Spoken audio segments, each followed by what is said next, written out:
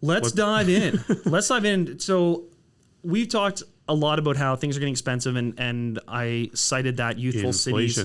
Yeah, inflation. Ever heard of it? That article done by Youthful Cities, and I encourage people to go and check out their website. They've created this think tank called Youthful Cities, and it's got the website. And they kind of rated cities, and Halifax was rated as the most expensive city for people 15 to 29, which was really depressing. But a stat came out, like I was going through the website, and one of the things they highlighted was that people in that age group, again, that's 15 to 29, run a deficit of $750 a month. What is a 15-year-old spending $750 a month? I don't love this category. What is a 17-year-old running? Yeah. Well, I am sure there are 17-year-olds out there that are having to support themselves, but I don't know that it's... Of course, they're running a deficit. They make no money. But, anyways, I know. And so realistically, it's the 20-year-olds that they're talking about. They're graduating and they're running a deficit. That's the other problem that kind of skews this statistic is 18 to 23... Could actually be higher. Is likely quite a bit higher because they're university students who don't have an income, but then also spend about $20,000 a year to live. Yeah, that's true. So they're a deficit of $2,000 a month, and they ultimately impact the other remaining year brackets. Do you know what I mean? Yeah. But I'm going to throw a couple other things when we were talking about affordability indicators here. The average Canadian now carries almost $21,000 in debt, excluding mortgages. Yeah, so that's like high interest consumer debt. Yeah, this is your line of credits, your car loan, your credit visas. Cards. That card you got at Best Buy, all of that stuff is now up to about $21,000. Monthly spending on credit cards increased 17.5% in quarter one, and lenders issued 31% more credit cards. So that's the problem. I'm freaking out about this. Totally. This is concerning. And so you've got the government that's raising. So this is the interesting problem. Everything's really expensive. So people are taking on more debt to try to afford it.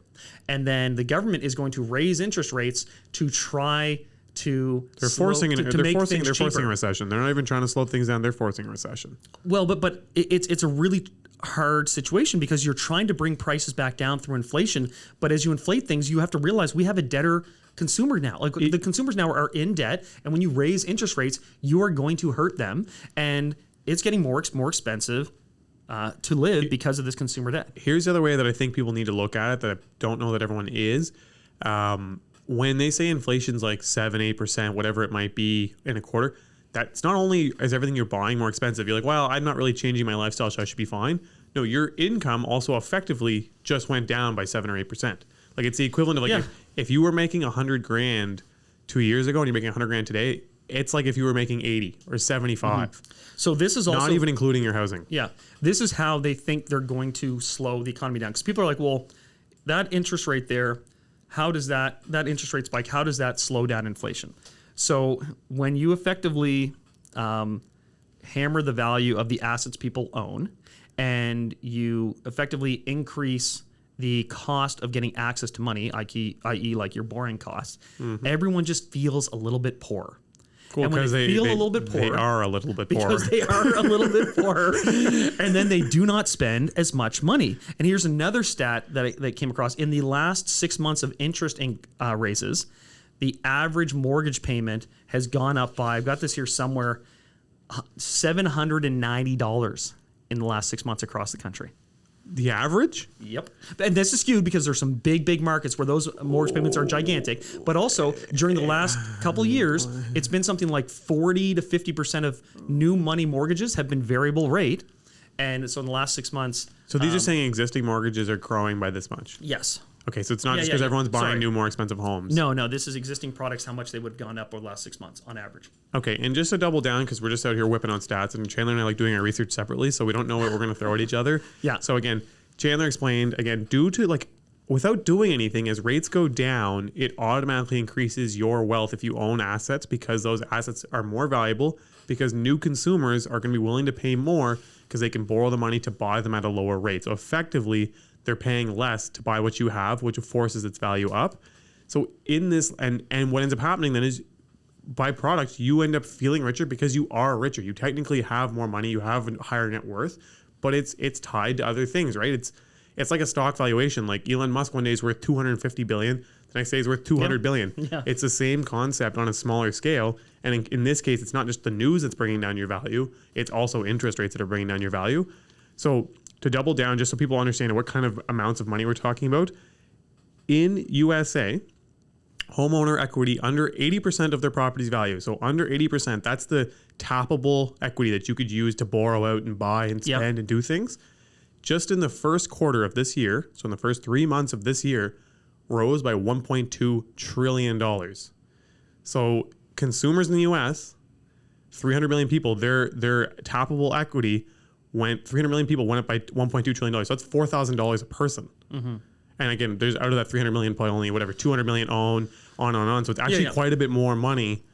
So they feel flush. So everyone feels flush and they're way more down to spend. And so this is why when we're talking about average prices going down by a certain percentage and interest rates going down up by a certain percentage, it's massive amounts of swing that can change it, right? Like this is, I just want to throw that out there because when you're saying that, like this is why people are feeling flush because there's that much more money in the market and now that's all getting pulled back out of the market. Yeah. It's being erased immediately, like overnight. It sounds super depressing, but the idea is if people feel more poor in their day to day, because they are, as you point out, either through their assets coming down or their value of their property or interest rates, they will then go out and buy less, which means prices will come down.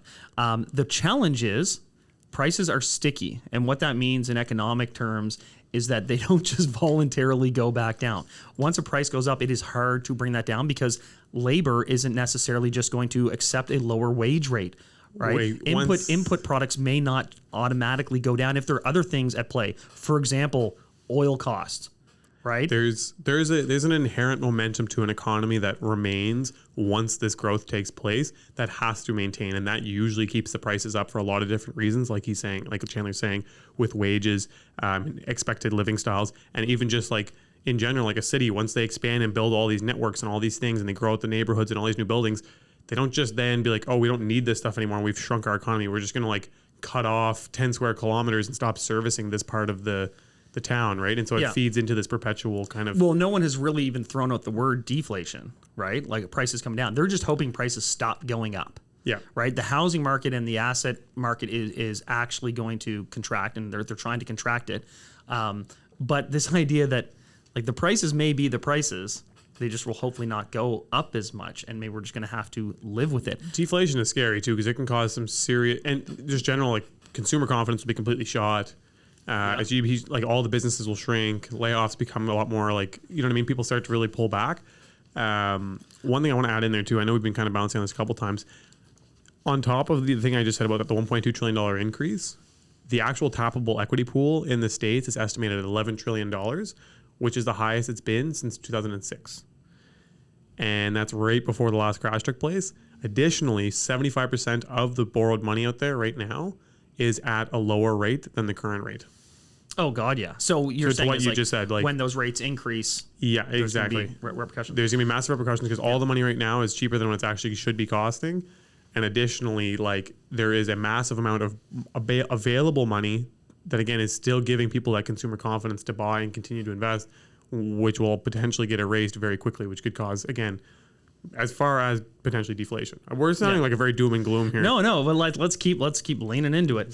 Thanks for watching the clip, guys. Like, comment, subscribe. If you want to see the full episode, check out our other page. The link is in the description. Also, check us out on Instagram and TikTok. When I was broke, I had rich habits. When I was broke, I had rich habits.